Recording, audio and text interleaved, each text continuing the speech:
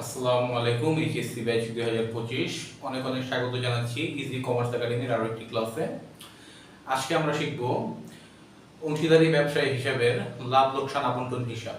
অংশীদারি ব্যবসায়ী হিসাবের লাভ লোকসান আবন্টন হিসাব খুব সহজে শিক্ষার্থীরা এই ক্লাসের মাধ্যমে আপনারা শিখতে পারবেন লাভ লোকসান আবন্টন হিসাব। চলুন আর কথা না বাড়িয়ে ক্লাসটি আরম্ভ করা যাক। সুপ্রিয় শিক্ষার্থী, আপনারা এখানে বোর্ডে দেখতে পাচ্ছেন একটি ছক। প্রথমে আছে আপনার প্রতিষ্ঠানের নাম, তারপরে লাভ লোকসান আবন্টন হিসাব, তারপর আছে তারিখ। এবং সুপ্রিয় শিক্ষার্থী, আপনারা এই ছকের দুইটা অংশ দেখতে পাচ্ছেন, একটা ডেবিট পাস, একটা ক্রেডিট পাস। একটা ডেবিট পাস, একটা ক্রেডিট পাস। এখানে ডেবিট পাসে কিছু আইটেম রয়েছে এবং ক্রেডিট পাসে কিছু আইটেম রয়েছে। সুপ্রিয় শিক্ষার্থী, হিসাব বিজ্ঞানে যাবতীয় খরচ ডেবিট এবং যাবতীয় আয় ক্রেডিট, যাবতীয় ব্যয় ডেবিট এবং যাবতীয় আয় কি ক্রেডিট।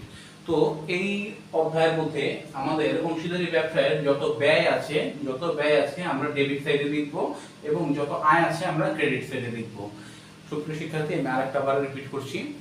এই অঙ্কের মধ্যে আমরা আমাদের অংশীদারি ব্যবসার মধ্যে যত ব্যয় আছে ডেবিট পাশে লিখব এবং যত আয় আছে সব কোন পাশে লিখব, ক্রেডিট পাশে লিখব। যাবতীয় ব্যয় সমূহ ডেবিট পাশে এবং যাবতীয় আয় সমূহ ক্রেডিট পাশে। তো সুপ্রিয় শিক্ষার্থী, আমরা ডেবিট পাশে কিন্তু আমাদের ব্যবসায় যে ব্যয় সমূহ আছে সেগুলো লিখেছি।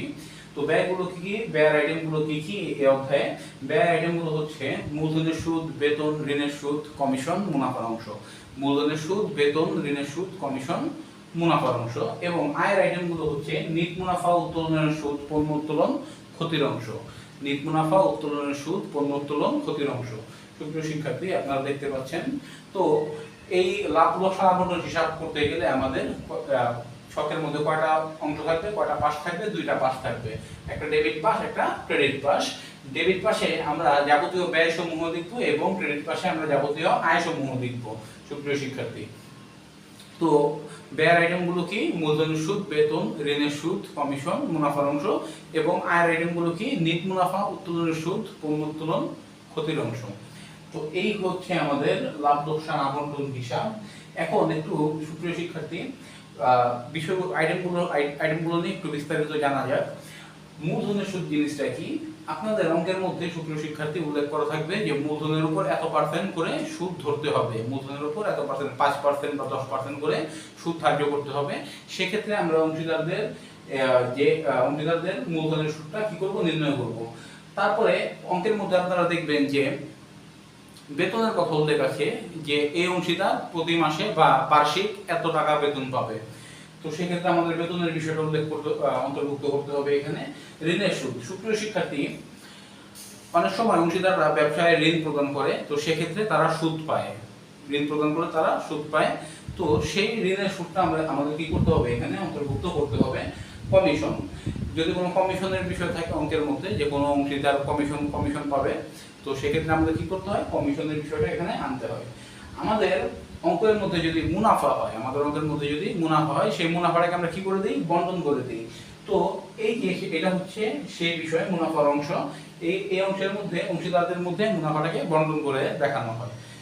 তারপরে যদি আমরা চলে আসি আয়ের দিকটায়, ক্রেডিট সাইডে, তখন আমরা সর্বপ্রথম দেখতে পাবো নিট মুনাফা। তো নিট মুনাফা আমাদের অঙ্কের মধ্যে থাকবে, উল্লেখ করা থাকবে। তারপর দেখতে পাচ্ছি উত্তোলনের সুদ। সুপ্রিয় শিক্ষার্থী, অঙ্কের মধ্যে আপনারা পাবেন যে অংশীদারগণ বিভিন্ন সময় উত্তোলন করে থাকে। এভাবে দেওয়া থাকতে পারে, যে এভাবে দেওয়া থাকবে যে মাসের শুরুতে, মাসের মাঝামাঝি, মাসের শেষে, আবার কোনো সময় উল্লেখ নাও থাকতে পারে। সেক্ষেত্রে আমরা 6 মাসের সুদ ধার্য করব। যদি কোনো সময় বা তারিখ উল্লেখ না থাকে, আমরা 6 মাসের সুদ ধার্য করব। এটা হচ্ছে ওই উত্তোলনের সুদ। তারপরে পণ্য উত্তোলন, যদি কোনো পণ্য উত্তোলনের বিষয় থাকে এইখানে আসবে সুপ্রিয় শিক্ষার্থী। তারপরে যদি ক্ষতির অংশ, অঙ্কের মধ্যে যদি ক্ষতি হয়, মুনাফার জায়গায় যদি কি হয়, ক্ষতি হয়, তাহলে এই ক্রেডিট পাশের ক্ষতির অংশে আসবে, তো এই ছিল মোটামুটি আপনার লাভ লোকসান আবন্টন হিসাব।